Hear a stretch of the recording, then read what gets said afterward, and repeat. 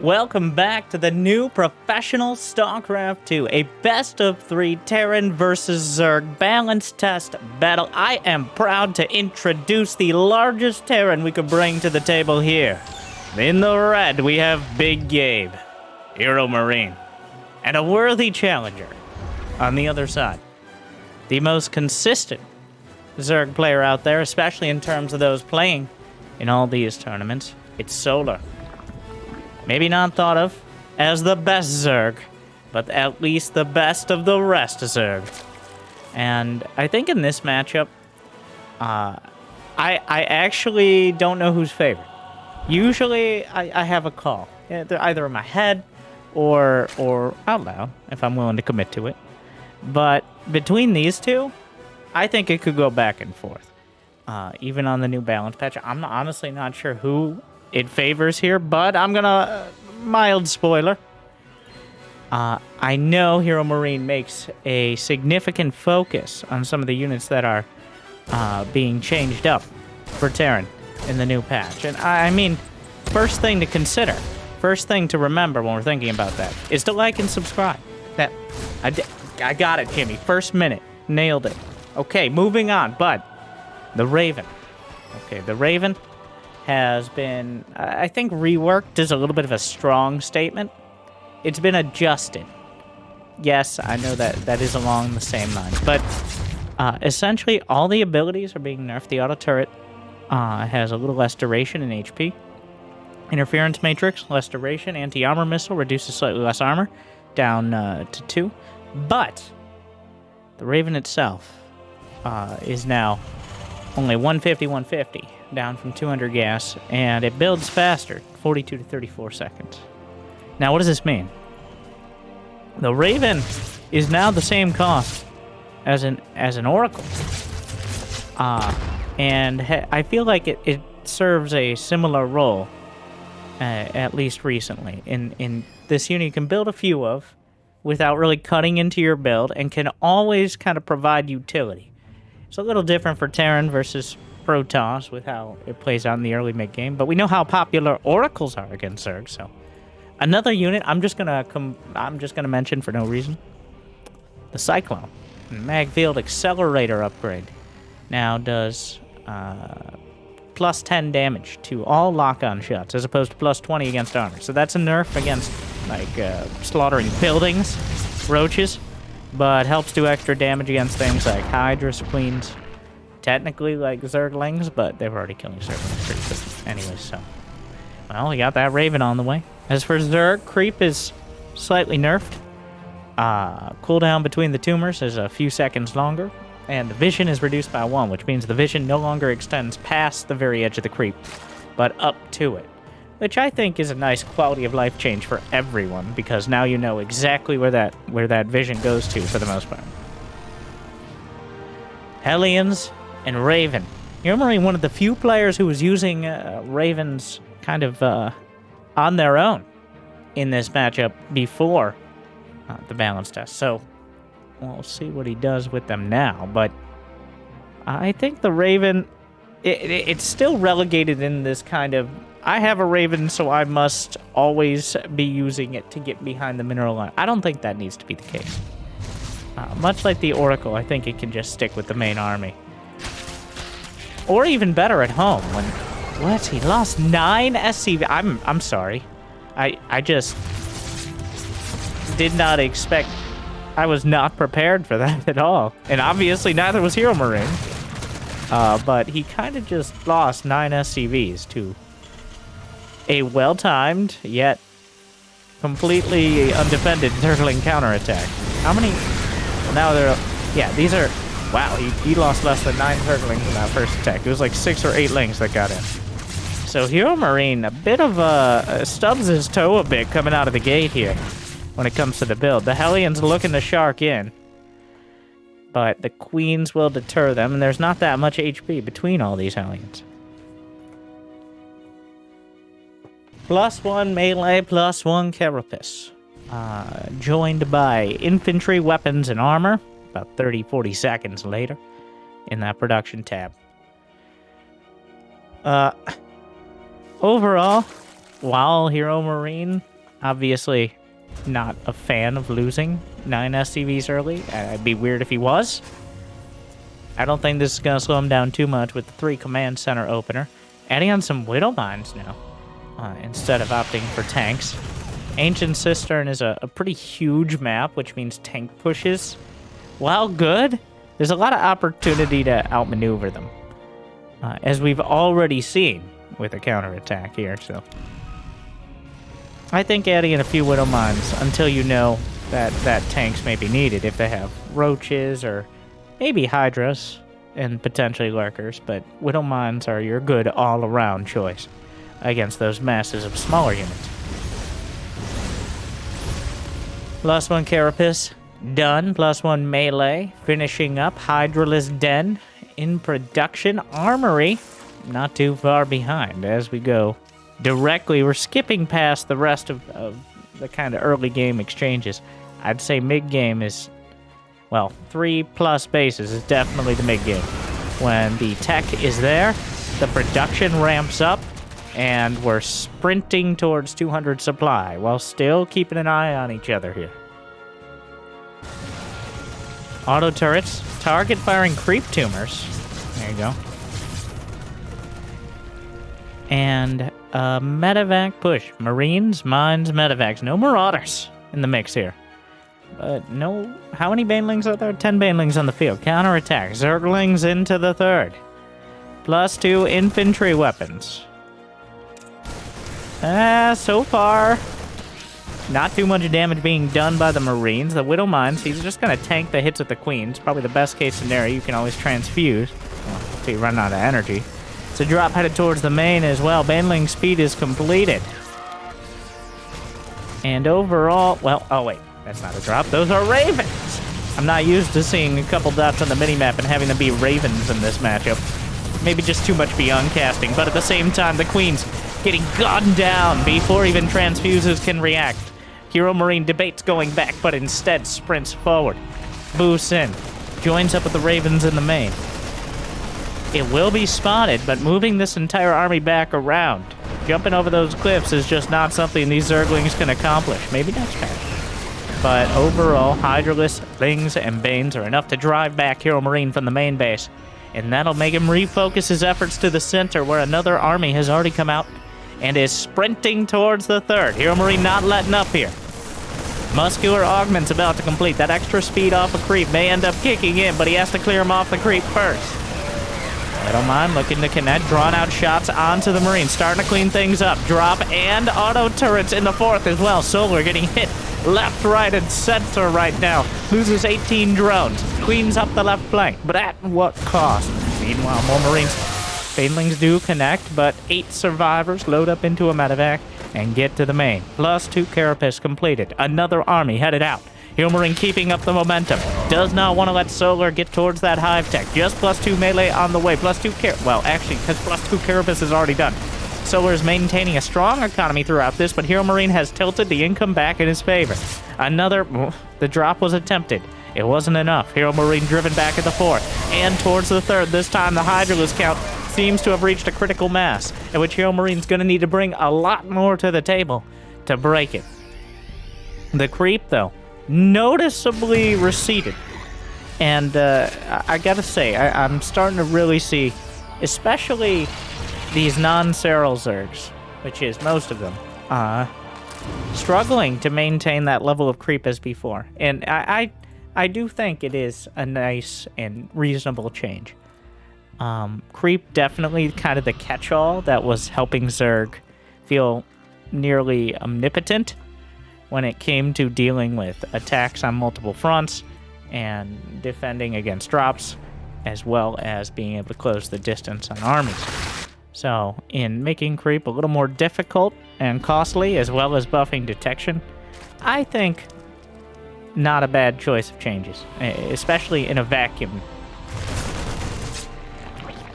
Well, HeroMarine able to get very close to this 3rd base, but a large army here trying to defuse the mines. Anti-armor missile softens up some of the banelings. HeroMarine still not nearly enough to fight heads up, but anti-armor missile making a cameo appearance as HeroMarine has joined up the Ravens. Love to see it here. Fourth base is being taken. Big Gabe, 72 SCVs. He needs that fourth command center to hold it together. This is the phase when you're right around that 10-minute mark. That main base is starting to mine out.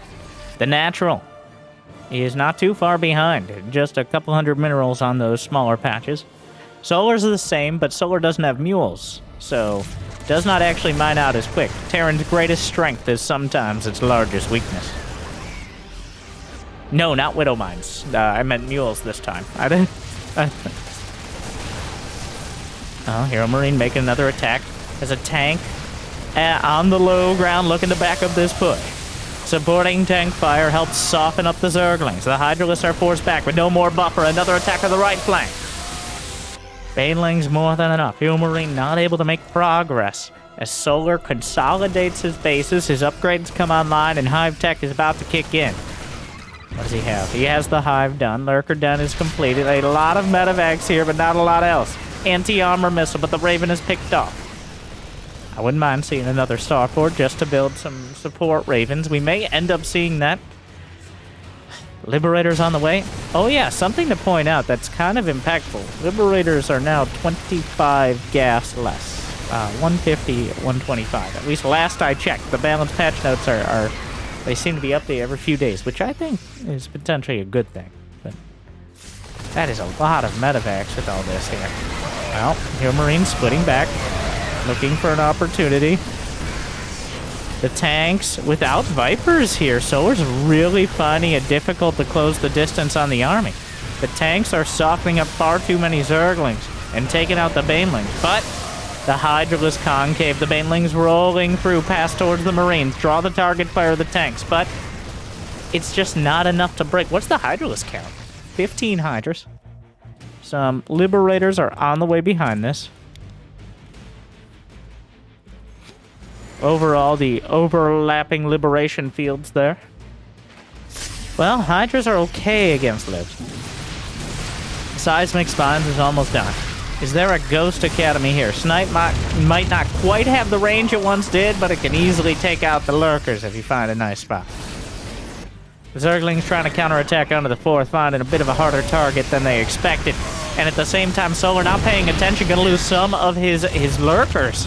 Very important to keep that critical mass alive right now. But loses some Lurkers to the Liberators right off the bat. Zerglings at the natural. Vipers yanking in some of the lips. Oh, and Blinding Cloud on the tanks. Makes it a little easier to move past the front lines here. Banelings connect. Widowmine doesn't do much. And the supplies are still even as this back and forth battle continues.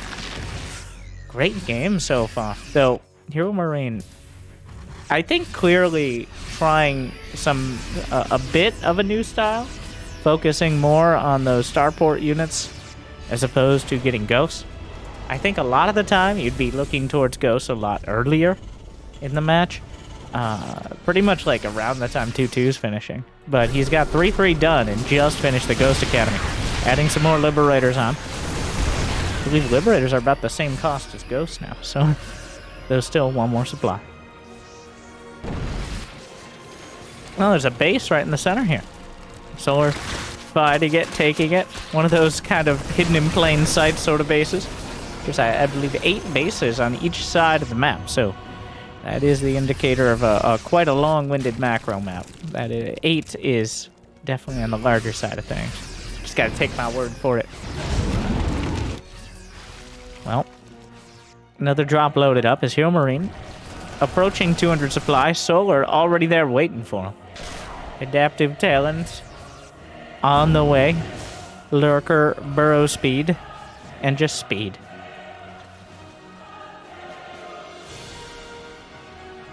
+3/+3 gonna finish for Solar. Usually a bit of a gap in the upgrades, as that +3/+3 requires Hive Tech. Something that is not particularly easy to come by in a pitched battle sort of game like this one. The Hydralisk den is over. Oh, those Lurker spines ripping through the Marines. It's times like this. Beautiful save there. I really wish I would pay an inordinate amount of money to Blizzard. I didn't even play Brood War, but I think Brood War sounds Like the lurker sounds, especially. And the Hydralisk, to be honest. You can actually play it. I've played some viewer games on it. You can just, people have made Brood War sound mods. But if I could have it on the ladder, or even in replays like this one, Dragoons, I mean, it might have been a sign of the times, but, well, in Brood War you could never control this many units at once. We'll see if these players can. The tank push, stretching all the way back to his base, but is it far enough to stop Solar's counterattack? HeroMarine is doing a multi-screen tank push right now. Just a near full map siege, but Solar has managed to cut off many of the reinforcements and some of the economy. Drones down. The base was taken out of the front. Full energy Vipers. More ghosts on the way. Command center lifts and sets back down. I am loving this game. This is like, this feels like a very modern TVZ. Feels like neither side is really able to contend. No, my God, he made. Well, there was no ghost nerf that made them all. I cursed it so badly. The game was incredible, intense, back and forth, and then HeroMarine did his best cure. Oh my God, I am so sorry, guys.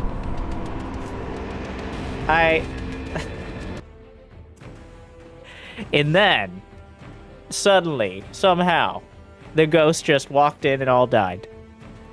Oh, and that is StarCraft 2. A beautiful back and forth battle abruptly, dramatically, and uncomfortably ends. I don't know if it was all over, but that is certainly not a, I don't blame HeroMarine for tapping out after that one. Oh, God. Why did I say any? I dislike and subscribe. I didn't ask for these powers. That's what I get for getting so invested in that game. I was getting excited. I was getting excited for that fight to end. I mean, I like the fight, but not like that. And then the game to continue, but have like a bit of a lull after that kind of back and forth counterattack fight. So I could continue talking about how amazing Brood War sounds were. And partially because they had to fit them all on a CD-ROM, which, if you're one of my 16 viewers under 16, Google it. Or just, like, I don't know, talk to your phone. Or ask someone on TikTok. Yeah, they might know. Though I don't know if anyone on TikTok knows what a CD-ROM is. So, anyways, my point is, I didn't even play Brood War back at the time. I was addicted to World of Warcraft. But when in the remastered I've played, and just the mods and stuff, I think one thing that StarCraft 2 is not superior to Brood War is in the readability. I don't know, like, what is readability for sounds? Audibility? That doesn't sound right. Visual audio distinction? Yeah, like sound readability, like reading with your ears. This match brought to you by Audible.com. Audible.com, screwing over your favorite authors today. Like and subscribe. What are these rocks doing here? What was I saying though? But yeah, I think partially because of the technology of the time. Technology developed before some of the pro players in StarCraft 2 were. But also just, I think StarCraft 2 went a little bit too far with the realism of the sounds.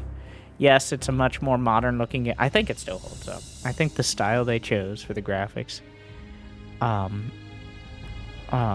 is almost timeless, like, because it is the generation of 3D graphics and all that. Obviously, I'm very biased, but it's aged very well, especially after the update they made with Heart of the Swarm, which is what gave us all these fancy animations and stuff. That actually wasn't all in Wings of Liberty, like the units kind of flying off the edges of the map and stuff like that. That was added a few years into the game. Though there were a few, but nothing of nearly the same level. What was I saying? I went off on some sort of tangent, which is, you know, the usual. But I really do truly... It's so fun to watch Brood War, because you can just close your eyes.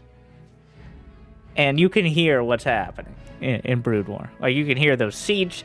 You know, I'd pay more than I paid for all the StarCraft games and expansions. Yes, we used to pay for them. I'd pay $100 right now. 100 crisp doubloons. If I... Just the siege tank sound. I just want the siege tank, siege, and unsiege sound from Brood War. Jimmy, just... You know what? We gotta put this on the board, but... Yes, okay, now watch the Reaper flirt with the Queens for a bit, but...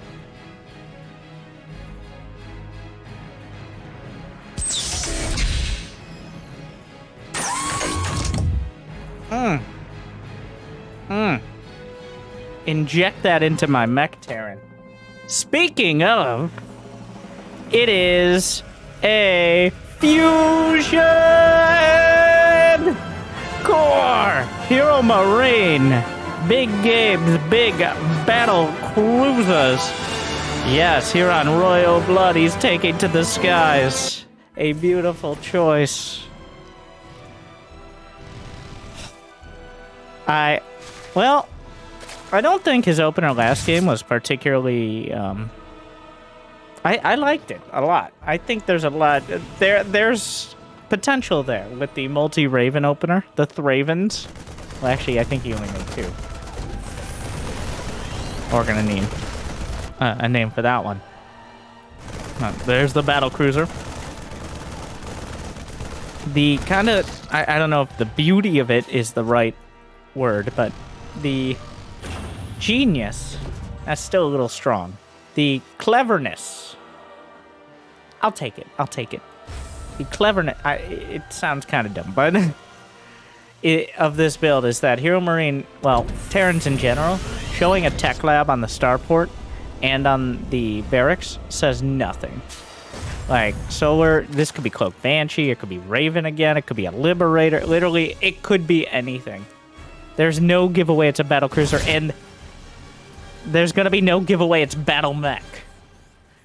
Oh my. Well, he's adding on an armor. Oh yeah, it's battle mech. Hellbats. And I think, and I know, he's gonna go for the Cyclones. Quite a large bat. The battlecruiser jumps in! Surprise, motherfucker. And, well, the Queens are here. He's gonna try to target down one. The Hellions soften things up. Just trying to get whatever damage they can. The battlecruiser are gonna be pushed away. Oh, this is a beautiful little doodad here. I'm sorry, I'm always a sucker for water features. Really increases the property value of the map. Especially since they have no water maps in the new pool. Somewhat ironically. Okay, I don't know what HeroMarine's doing. Did he build his 3rd CC there or something? Stop. This has to stop. This has to stop. You can't keep letting Zerglings into your natural. Well, only 4 SCV kills so far. It could be worse, obviously. Pretty sure at this point, especially spotting the armory. Oh yeah, there's a Spire on the way. A Roach Warren. Solar now knows. Indeed, it is Battle Mech. Mag Field Accelerator on the way. So, once again, the change. Plus 10 bonus. So, in total, 200 bonus damage to the lock-on, which is already 400 damage, by the way. So, it's not particularly stingy, but... Oh, well, here come the Hellbats. Leading the charge. The battlecruiser behind. He hasn't repaired it, though, so a single Spore Crawler is going to be enough to ward away the battlecruiser. He has a jump. Well, it appears the mostly unsupported Hellbats. Yeah, they're not going to be the ideal counter to the Roach Queen. And the Zerglings at the 3rd. The battlecruiser jumps in. No one left to repair because the Zerglings have forced away all the SCVs. Bit of an awkward exchange there so far. Ideally, with Battle Mech, what you do is you keep a critical mass of Hellion Cyclone. I'm talking like it's been a few years since we've seen this style. There's been a lot of changes, but you get a critical mass of Hellion Cyclone and you keep the creep back, so that way you can dart in at any time. And it's very hard to partition your roaches and whatever else you decide to put in front, and you usually have to put something in front, to either side of the map, because the Cyclones can get in and potentially snipe a hatchery before you can react. Now, with somewhat reduced DPS on the lock-on, it may be less punishing if you're out of position. And the big weakness of the Hell Clones is how fragile they are. They are quite glass cannon when it comes to units. If they get into a brawl, into a real fight, they're probably going to lose. As much like they're straight up countered by Zerg. Swarm hosts on the way as well to counter it. Swarm hosts can be good. It really depends on when the swarm hosts are used. If they're used defensively, they are relatively easy to deal with. Wow, what a play by Solar. Caustic spray on the rocks to open up these. There's a lot of rocks here. Oh god, we're gonna need a name for this area. 2 sets of rocks and 2 ramps. That is quite a gauntlet. Even when the rocks are taken down, I think you can wall that off potentially with a depot. Or like a spine crawler. Interesting. Well, here come the swarm hosts.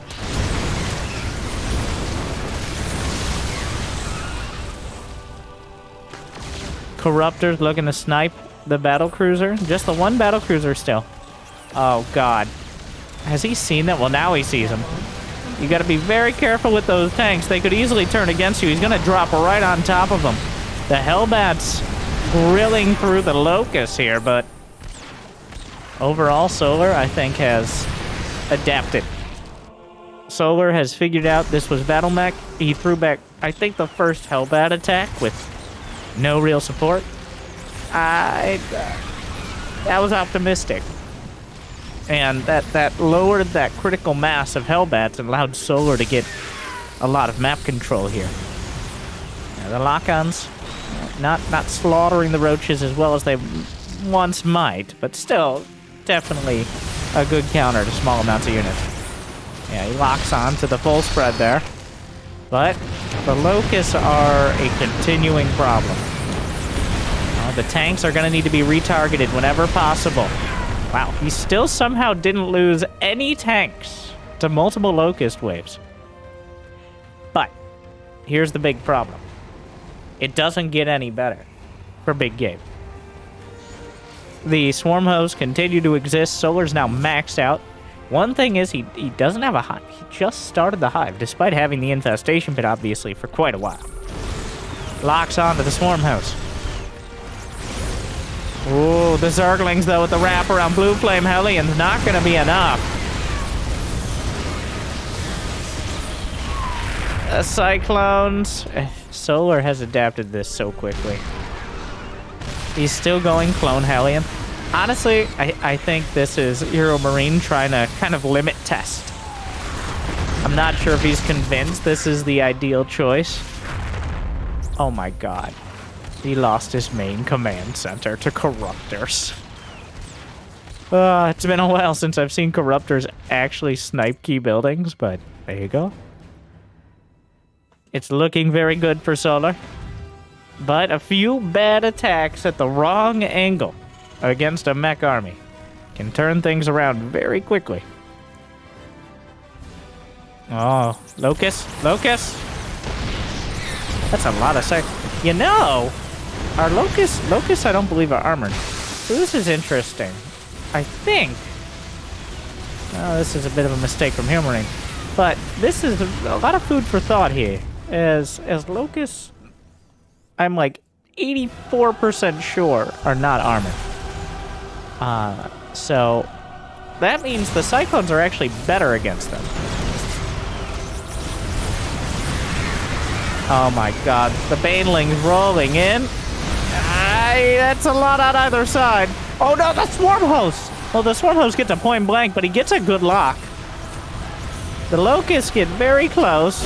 Oh, he taps it out. Well, I really wish both of these games. Okay, they are light and biological, so These are actually some of the more interesting. I want to thank HeroMarine for, even though we're in the ESL tournament here, for actually giving a shot to these units. Making for some very, yes, a little sloppy. Unfortunately, we didn't get to see him at full power. He was at like 85% strength after those counterattacks. But honestly, those are some of the most interesting games I've seen on the balance test so far.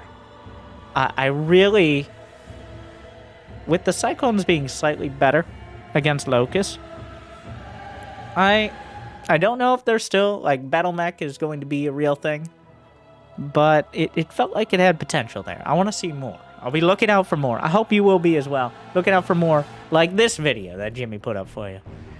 Thank you for making it all the way here. I hope I made your day a little bit better, and I hope I'll see you next time. Thank you for watching. Thank you, Big Gabe and Solar. Good luck, have fun. Oh yeah, one more thing. I got merch link in the description. I put the hoodies back up. Apparently, yeah, we're doing merch.